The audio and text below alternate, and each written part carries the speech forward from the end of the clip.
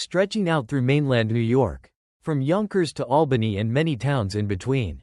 The Hudson Valley, sometimes called the Hudson River Valley, is without a doubt one of the most active UFO hotspots of America, with multiple reports of strange, glowing objects passing overhead, and even of alien abduction encounters from many of the lonely roads that crisscross the area. Indeed, these accounts date back decades and continue to happen today in the 21st century. Linda Zimmerman documents many of these earlier encounters in the book Hudson Valley UFOs. One of the earliest of these is the curious UFO sighting of Dorothy Wilk, who claimed to have seen a disc-shaped object as her husband drove her and her daughter home one evening in 1968. According to the account, as Dorothy glanced out the window, she suddenly noticed a circle of red light moving overhead.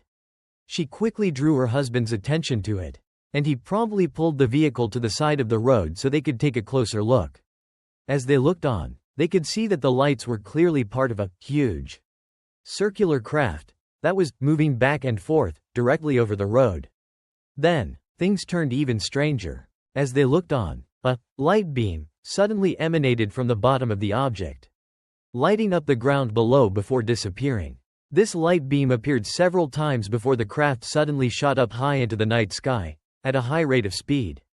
It was only after it had vanished from sight that they realized the object had been completely silent throughout the encounter. The couple reported what they had seen to the local police, who seemingly passed the account to one of the local newspapers, which subsequently ran a story on the sighting shortly after, as well as detailing Dorothy and her husband's sighting. It stated that many other people had witnessed something strange in the sky on the night in question, including several on-duty police officers. Following the newspaper article, it appeared the events would be forgotten about, and Dorothy and her family began to go on with their lives. Then, a gentleman arrived at their home claiming to be from Stewart Air Force Base. He stated he wished to speak with the couple about what they had seen. He remained polite and non-threatening throughout the conversation, but it was clear to Dorothy and her husband that his sole purpose for visiting them was to dismiss what they had seen as nothing unusual. If the newspaper report was accurate, and there is no reason to think it wasn't, then it is perhaps clear that, whatever it was, a mystery aerial vehicle was present over the Hudson Valley region that evening in 1968. Another thought-provoking incident in the Hudson Valley occurred around the same time. On the evening of July 3, 1968, 9-year-old Marlo was a passenger in the backseat of the family car, with her brother next to her, her father in the front passenger seat, and her mother driving, as they returned home from a birthday party they had attended. As they were approaching the Newburgh Beacon Bridge, they could see a line of cars parked at the side of the road, the respective drivers and passengers standing next to them seemingly watching something strange taking place overhead. A moment later, Marlo's mother pulled their car to the side of the road, and they all stepped out to see just what was happening. They all looked up, immediately becoming aware of a humongous craft that was hovering overhead just before the bridge. Marlo later recalled that the craft was distinctly diamond-shaped and had rounded corners. As it hovered, it glowed brightly, and despite its size, it remained completely silent. They continued to watch the curious craft for several minutes before it suddenly shot off into the distance, doing so at such a rapid pace that it appeared like it had shrunk. Marlo later learned from her father, John, that he had seen a raised part of the craft on the top side. A raised section that contained what appeared to be windows, each spaced evenly apart. Out of these windows a bright yellowish light shone. Interestingly, John also recalled that the object moved in the strangest way, and appeared to jump from place to place. Marlo's mother, Cassie, also noted several clear details of the encounter. She recalled that although the object was distinctly circular, it was not a saucer as it had height, elaborating that it was like a cruise ship of flying saucers. She further stated that the exterior of the craft appeared to be metallic but not shiny, and that it had a strange, otherworldly quality to it. Following the craft's disappearance, the family made a report of the sighting to the local police. However, although they were informed that they had received a number of calls describing the same object that evening, the officer who took the report offered that the family shouldn't waste their time on the sighting as it won't be reported, and it won't be in the newspapers. Not satisfied with such a response, John asked why this was the case, To which the officer stated that great efforts were made to make sure such sightings were not widely reported. In a moment of candor, the officer then admitted that he and his partner had come up against such suppression when they had reported a similar sighting previously. The previously mentioned Linda Zimmerman investigated the case and eventually spoke with the family, including Marlowe, who offered that she had seen another anomalous object several months later. She claimed it was a cold, snowy morning and she was waiting for the school bus to arrive. As she stood there, she suddenly became aware of a strange humming coming from above her. She looked up, not seeing anything unusual to begin with. Then, a moment later, she could see a whitish egg-shaped craft emerging out of the clouds. The more she looked at it, the more she realized she was looking at the same object she had witnessed with her family previously, with the same row of windows that glowed a bright yellow from the illumination inside the object. The next thing she realized, the school bus was approaching and she was forced to break her attention away from the aerial vehicle and step onto the bus. However, as she did so, the driver asked her if she had seen anything unusual, suggesting to Marlowe that they too must have seen the object. She stated that she had before sitting down. The driver closed the doors and drove away. As it happened, Marlowe wasn't the only member of the family who had witnessed UFOs on other occasions. When Zimmerman spoke with Cassie, she discovered that she had also had several UFO encounters. The first of which was at the start of the 1970s. On the day in question, she was driving along a mountain road with her sister on a particularly bright, sunny, and peaceful day. Then, her sister gasped and pointed toward the sky. Cassie shifted her focus in the direction her sister was pointing, immediately seeing the three cigar-shaped objects hovering overhead slightly ahead of them. She recalled they were a dull silver color and were tapered at the ends. The objects remained completely silent throughout the sighting, as well as remaining in perfect formation. Only several months before the sightings near the Newburgh Beacon Bridge, in the spring of 1976, Cassie was at home when she noticed a bizarre, glowing, orange object descending out of the foggy night sky toward the surrounding woodland. The lower the object got, the more she could make out that it was spherical. Moreover, it moved at such a controlled and relatively slow pace that she knew she was not watching a meteor falling to the ground. Of course, whether these repeated sightings by multiple members of the same family are indicative of something more such as alien abduction remains open to debate, as we shall explore shortly. Though, there are many alien abduction cases from the Hudson Valley region. Zimmerman relays a similar encounter in the same book that occurred several years later in the summer of 1979. The account was volunteered to Zimmerman by Ed Mulvaney, who claimed he was driving down Stormville Mountain when he noticed a large, mysterious triangular object around half a mile from his location. He slowed his car somewhat as he watched the bizarre aerial anomaly, noticing that around 15 or 20 cars were pulled over to the side of the road ahead of him, their motorists also watching the strange display overhead. At this point, Ed brought his car to a stop and got out of the vehicle. He walked over to the small crowd of motorists, all of them looking upwards at the huge triangular craft as it made its way directly over them. Ed later offered that the craft was around the size of a new cruise ship. In fact, it was so large that it blocked out most of the stars as it passed by. Ed further recalled seeing several lights set in a ring formation that appeared to be pulsating and changing color. The object remained in view for around a minute before it disappeared into the distance. Like many of the other sightings we have examined, the object remained completely silent for the duration of the incident. Perhaps even more surreal, after the strange craft had disappeared, each of the witnesses simply got back in their respective cars and drove away, almost as if nothing out of the ordinary had taken place. Several months later, either in late 1979 or early 1980, another baffling UFO encounter unfolded in the Hudson Valley, this time in the Yorkton Heights region. On the night in question, Joan Naylor was driving with her husband close to the Croton Reservoir when she noticed a strange, orange star in the night sky. However, it only took several moments of watching this strange orange glow for her to realize it wasn't a star at all but something that was moving. She pointed the aerial anomaly out to her husband, who turned his focus to it. As they continued to watch, the orange, glowing object began to pick up its pace, moving so fast at some points that it appeared to leave a trail of fire behind it. In fact, at one point the nailers began to question if they were watching an out-of-control and engulfed airplane.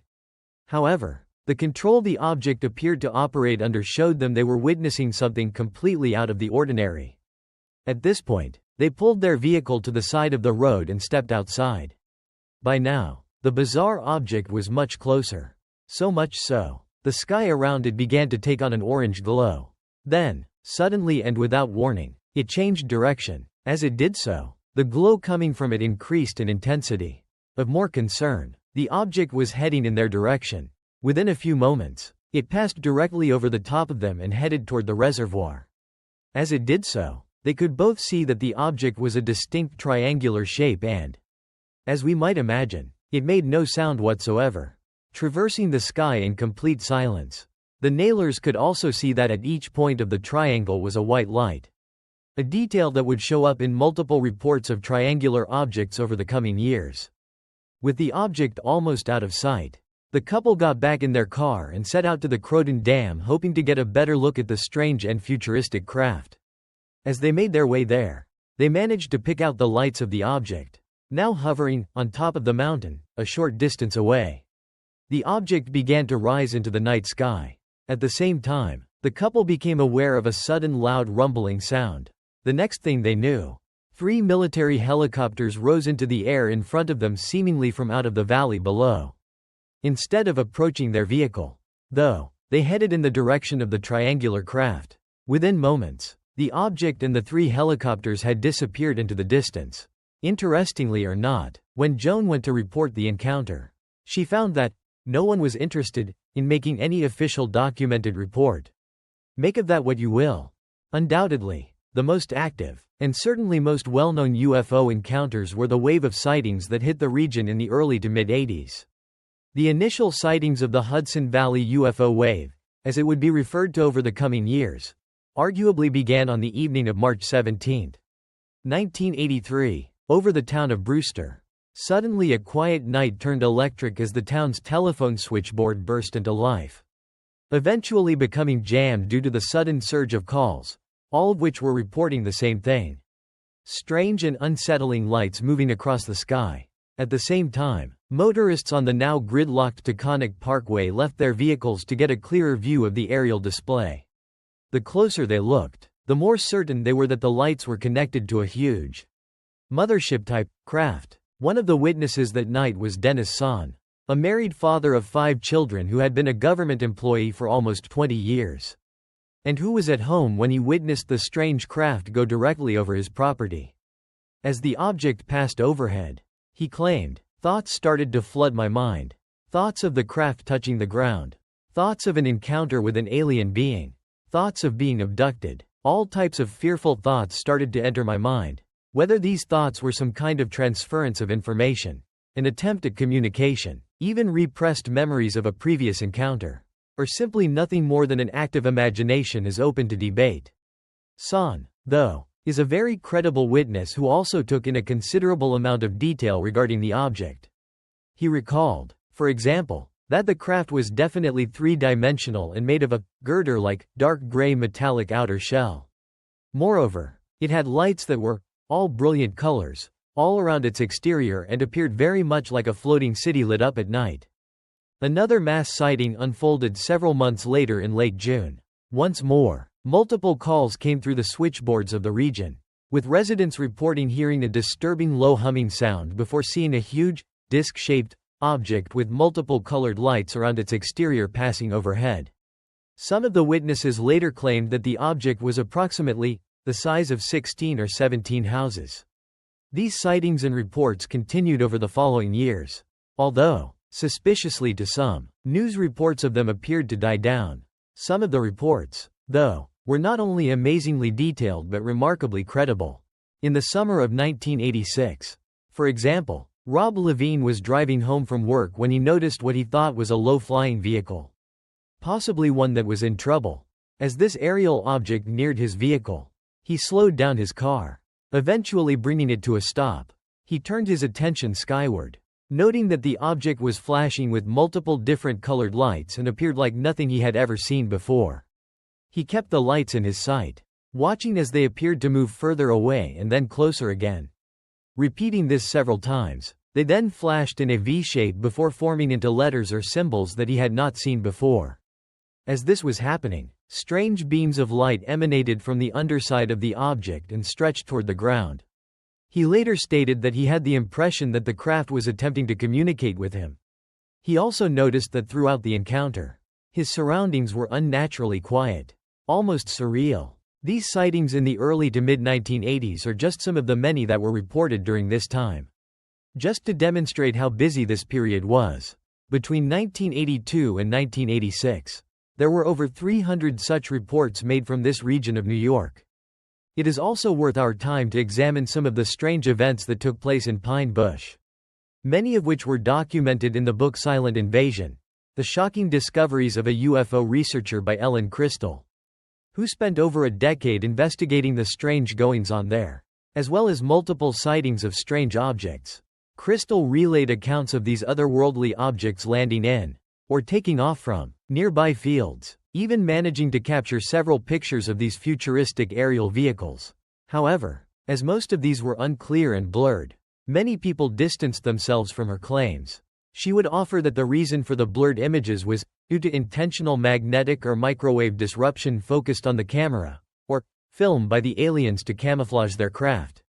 While this last point might sound outlandish, many researchers have offered that these UFOs have the ability to cloak themselves. Bob Lazar, for example, stated that two people could be standing on the same street at the same time, and one person would be able to see the object clear as day while the other would see nothing at all. As often, seeing such objects depends on being in a specific line of sight. Moreover, it has been claimed by some researchers that sightings of UFOs are either due to faulty cloaking equipment, pilot error, in failing to utilize such technology, or because such cloaking technology was intentionally dropped. While many treated Crystal's claims with caution to begin with, as more and more researchers and investigators began to examine the region for themselves, they began to arrive at similar conclusions. Word began spreading around UFO and paranormal circles that there was something strange going on in Pine Bush. Eventually, this small group of researchers organized themselves into an unofficial and unnamed organization that would meet regularly in the area, watch the skies, and take as many reports as they could from local residents. This activity continued throughout the 1990s and into the 2000s. And the region still boasts many strange happenings today. Ellen Crystal, incidentally, passed away in December 2002 from cancer, aged just 52 years old. Whether her untimely and tragic death was connected to her close encounters with these strange vehicles is not known. Her work, though, continues to inspire researchers today. All manner of strange goings-on have been witnessed and reported in Pine Bush. Strange lights and glowing objects in the sky, for example, have been regular occurrences for decades. Perhaps of more intrigue and concern are reports of phantom beings who appeared so strange they were beyond description. There have also been reports of bizarre and freakish animals, ones that suggest some kind of hybrid breeding program. Perhaps even stranger, reports of strange mechanical rumblings coming from deep under the ground have also been noted, leading many researchers to contemplate if some kind of subterranean facility, possibly an extraterrestrial one, exists deep below Pine Bush.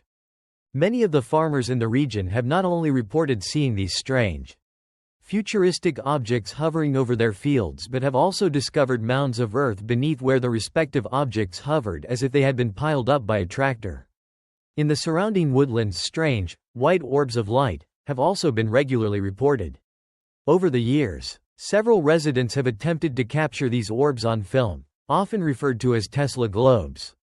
But they would discover a strange red mist on the photographs. Stranger still are the reports of warm gusts of air that can often be felt coming out of the woods, even in the freezing conditions of winter. In short, the place was a hotbed of strange, anomalous activity. Despite their attempts to keep a low profile, many of the local newspapers and radio stations began to notice the increased presence of these paranormal researchers and, in turn, began to take an interest in the mystifying encounters and activity they were investigating. As a result, many local residents began sending pictures of these strange aerial anomalies to the newspapers. as well as speaking of their own respective encounters. A particularly thought-provoking article ran in a 1993 edition of the Poughkeepsie Journal about a group named the United Friends Observer Society, whose members included many people who claimed to have been abducted by alien entities. One member of the group told the newspaper that they had been abducted several times, including recently, adding that, "It started like it always does, with the noise in my ears." He then detailed how he would find himself paralyzed, only able to move his eyes before finding himself in a strange room that was filled with entities. Another local resident, Jim Smith, told of his account to the Times-Herald Record newspaper. Smith had lived in Pine Bush most of his life and was a sergeant at the Woodbourne Correctional Facility. He claimed to have seen so many of the beings that he knew a great deal about them, including how they moved, and the different sizes and shapes of the entities. He continued, "When you see them so much, you know they are not of this earth." As the 1990s progressed, more and more reports surfaced, and each report brought more and more attention to the Pine Bush region. Indeed, it became a hub of high strangeness in the eyes of investigators and adventure seekers alike. While there were many reports of all kinds, a number of them revolved around alien abduction, with many of the abductees having their reports taken seriously as opposed to being shunned or mocked by their communities. It is also worth noting, although still several years away, the book Communion by Whitley Strieber, who stated in his writing that many of his alien abductions took place in the Pine Bush region. Much of this new attention was not welcome by the initial researchers, and they would close ranks from this second wave of investigators, not least, as they saw it, right or wrongly, to protect against charlatan individuals and organizations. One of these second-wave researchers, however, was Dr. Bruce Cornett, who had begun his own investigation after speaking extensively with the previously mentioned Ellen Crystal. Part of his investigations revolved around magnetic and geological experiments in the local area. Remarkably, the conclusions of these experiments were that underground transmitters were present in the area that were firing off polarized magnetic photobeams into outer space. Even more fascinating, and outlandish, at least to some, Cornett claimed to have received telepathic communication from the intelligence behind this advanced technology. Part of what he was told was that the Hudson River Valley region was an exact-scale replica of the Cydonia region of Mars. As we might imagine, many were more than cautious of such claims. Although footage he and two colleagues captured of a triangular UFO passing over the region in May 1997 was certainly interesting and seemingly authentic. While sightings of strange objects and lights over the Hudson Valley have continued over the years, as the 2000s began to unfold, it appeared that they were beginning to increase somewhat. On the evening of July 14, going into July 15, 2001, multiple residents near the Arthur Kill River reported seeing similar lights overhead to those reported in the early 1980s. Many motorists had even pulled their cars to the side of the road approaching the New Jersey Turnpike and exited their respective vehicles in order to get a better look at the bizarre events overhead.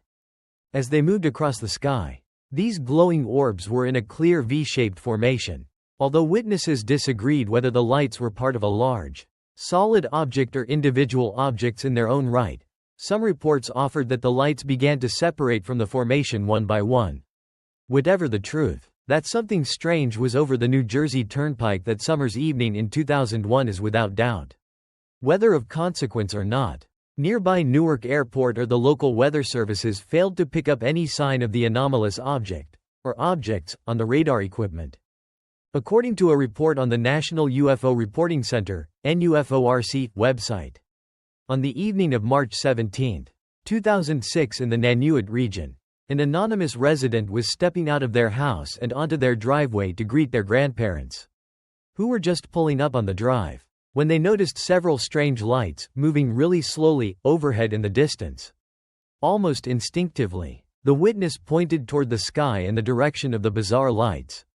By this point, his grandparents were stepping out of their car, so the witness asked his grandfather, who had served in the military, what he thought the lights were. Rather than give a rational explanation, however, he stated as a matter of absolute fact that they were a UFO. The object was now much closer to their location, and as it passed directly overhead, they could see the underside in much more detail. They could tell that it was an oval shape and had lights of multiple different colors running around the outer perimeter. Once more, the witnesses reported that the object made no noise whatsoever as it moved. Although it remained visible for a considerable amount of time, it eventually disappeared into the distance. When the witness reported what he had seen to the local police, he was informed that they had received several calls of an almost identical object that evening. The sighting took one last twist, though, as for several hours after the curious craft had disappeared, the sky was full of helicopters with searchlights. Just what they were looking for, if anything, was never explained. As well as UFO sightings and encounters, we can find a plethora of accounts of alien abduction in the Hudson Valley. Arguably one of the earliest took place in 1929 and comes to us once more from the files of the previously mentioned Linda Zimmerman, who details the account in the book Hudson Valley UFOs, startling eyewitness accounts from 1909 to the present. The incident first came to light following UFO researcher Bud Hopkins speaking on a radio talk show about cases of alien abduction. A retired 61-year-old teacher, who Hopkins later gave the name Ellen Sutter, rang in and detailed her encounter, which Hopkins then duly investigated. According to Ellen, the incident occurred when she was only 9 years old in the Spring Valley region of Hudson Valley. She offered that on the day in question, she was playing outside during an overcast summer afternoon, when a sudden, blinding flash caught her attention. Something she later described as being like something metallic reflecting the sun. Then, however, she looked skyward and was more than shocked to see something huge, shaped like a dirigible, with many, many portholes hovering above her. She described how the moment, and the atmosphere, felt like time had stood still, with no sounds or any other noise whatsoever around her. Of more concern, she felt as though she was rooted to the spot and suddenly unable to move. Things, though, were about to turn even stranger. As she looked up at the object, she noticed that several strange figures had appeared from an opening and were floating down toward her. She described these figures as having a distorted, short-looking body and wearing what looked like a diving suit. She continued to watch these figures approach before everything suddenly changed. The next thing she realized, the figures were no longer there. Moreover, the object was now ascending high into the sky, disappearing within seconds. A little unnerved by the whole experience, she decided to return home. However, when she arrived, she was a little shocked that her mother was so angry with her, claiming she was late home. By Ellen's reckoning, she had returned home earlier than she was asked to.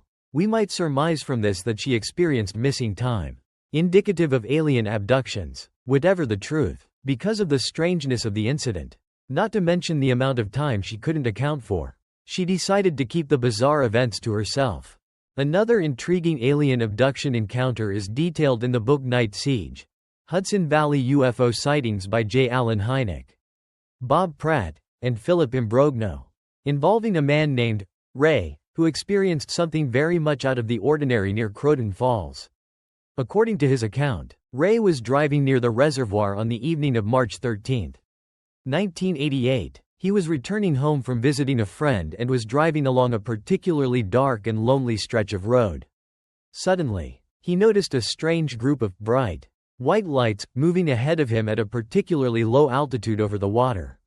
He quickly dismissed the idea that the lights belonged to a plane, and continued to monitor them as he continued along the road.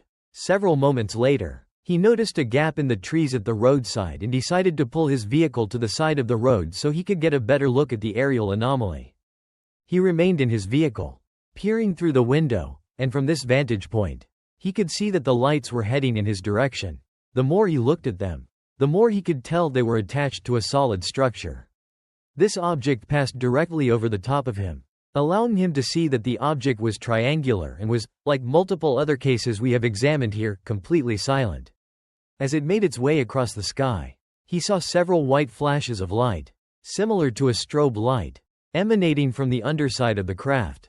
Then, rather bizarrely, the object was no longer there. Stranger still, he was now sitting behind the wheel of his car, which was in motion along the road. He had no memory of the object disappearing. It was simply there 1 minute and then not there the next. Almost as if he had imagined the entire thing. although he knew he hadn't, and he had no memory of getting inside his vehicle and setting off back down the road. One thing he was certain of was that something very strange and surreal had taken place. He returned home and tried his best to put the bizarre events out of his mind.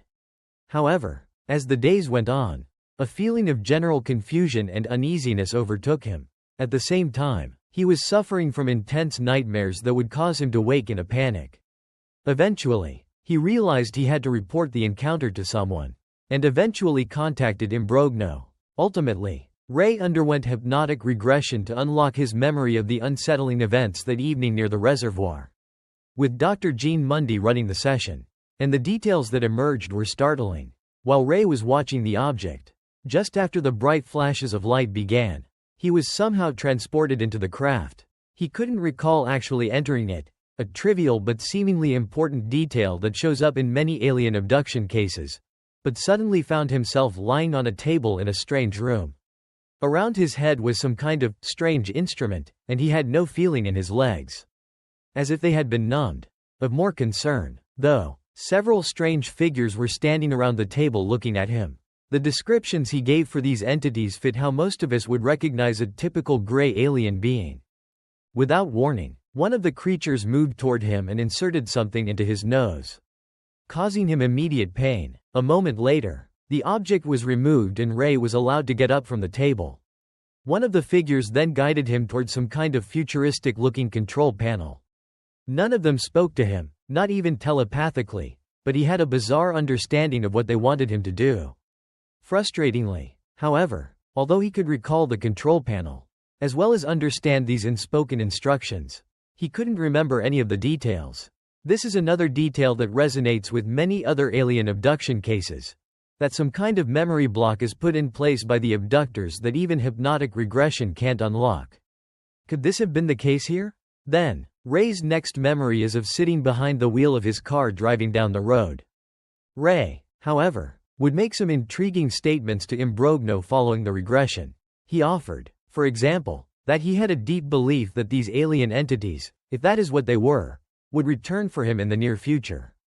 Moreover, he believed that he was in some form of mental contact with them, elaborating that they would ask seemingly mundane questions about everyday chores he might be doing, further asking how these respective things made him feel. Perhaps of more concern, however, was that Ray claimed he was powerless to resist these requests for information. Philip Imbrogno also investigated a similar case of alien abduction that unfolded 4 years previously, during the wave of UFO sightings of the mid-80s. Incidentally, on the evening of July 19, 1984, the witness, Bill, was a computer programmer who worked for a well-known corporation, and had even been involved in the NASA Hubble Space Telescope program. He claimed that he left work at around 10:30 p.m. on the night in question, going straight to his car and setting off for home. The journey, as it usually was uneventful, as he was driving along Highway I-84. However, he noticed a curious, glowing, circular object overhead. He kept the object in sight, glancing back regularly as he continued down the highway. Then, the object moved, revealing a much larger object behind it. He continued to maintain a view of the object for several minutes. Eventually, though, he lost sight of it. He quickly put it out of his mind and continued with his journey. By 11 p.m., he was driving past a field as he normally did. On this occasion, though, he could see a dark mass in the middle of the field that appeared, at first, to be a house or barn. He couldn't recall ever seeing any kind of building in this field during the many journeys he had made past it.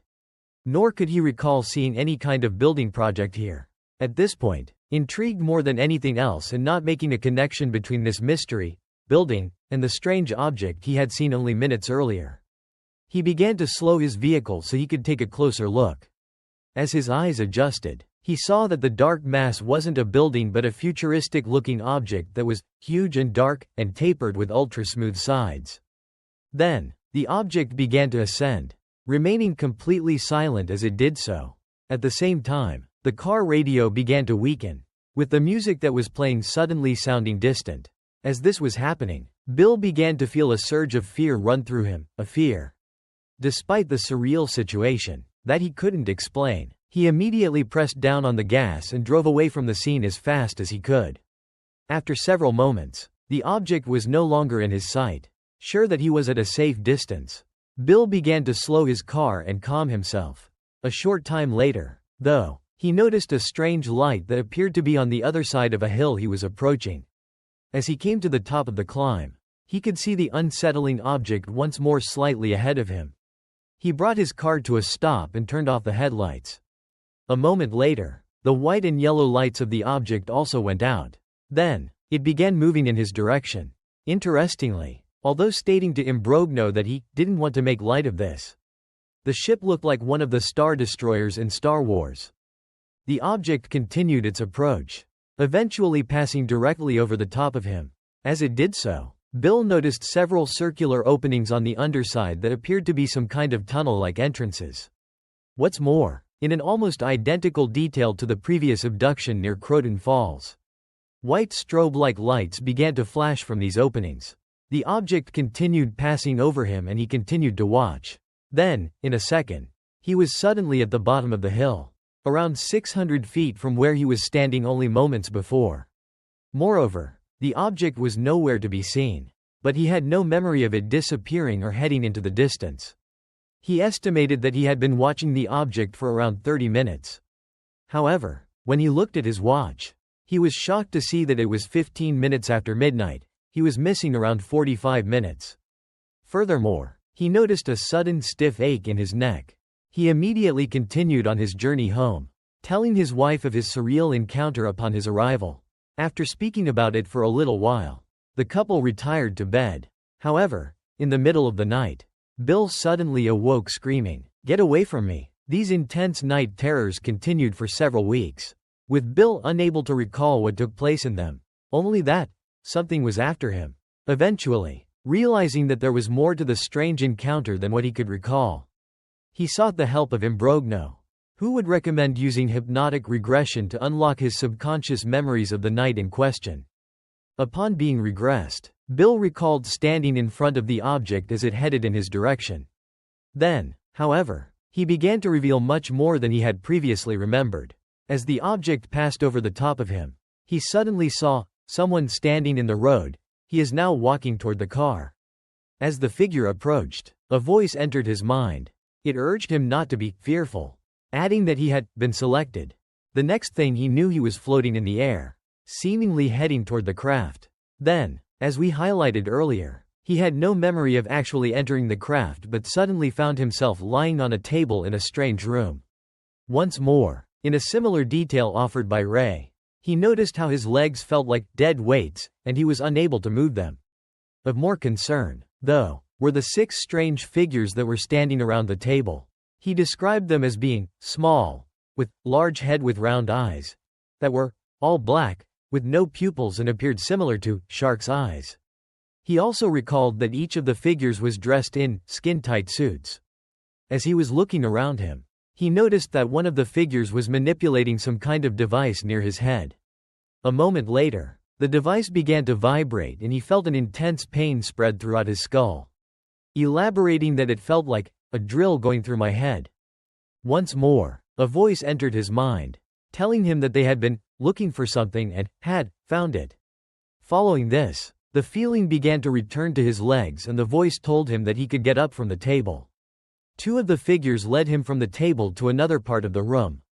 As they did so, Bill asked them where they were from, to which they replied, "We are from here." Whether they meant they were from Earth is not known. Like Ray's account, Bill's abductors offered that they would come back for him in the near future, and they would see him again.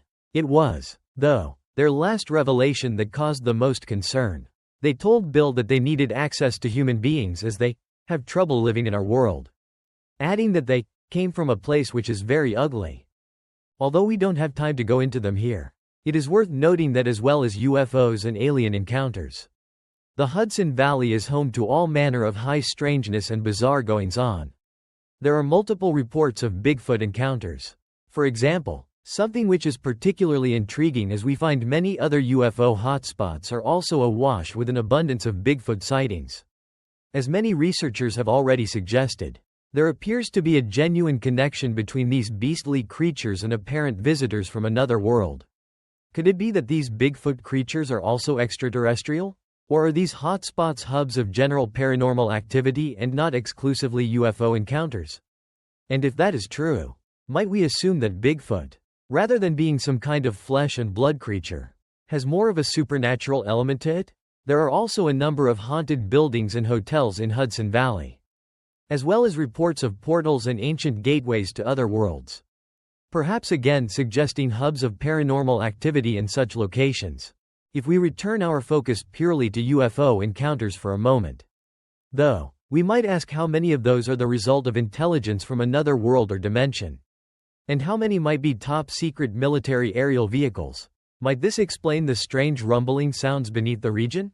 And if there is any truth to the notion that at least some of the futuristic vehicles witnessed in the Hudson Valley are military aircraft, the triangular-shaped objects, for example, then we might ask why they seemingly choose to operate such vehicles in full view of the public. Were these sightings the result of some bizarre error of judgment? Or were they purposeful operations to assess public reaction? Or, on the other hand, what if these strange objects and encounters are the result of intelligent life from another realm? Whether from elsewhere in the universe or from another dimension. Why is there such a concentration of sightings in this region? Are there electromagnetic elements here that open portals and gateways? Or could the region have been of some importance in prehistory ancient times? An importance unknown to us but of relevance to this seemingly otherworldly intelligence? For now, there is a lot for us to collectively contemplate. Not only what is behind the plethora of UFO and alien encounters but also how the Hudson Valley incidents fit into the bigger UFO and alien picture. And how they, in turn, fit into the great paranormal puzzle.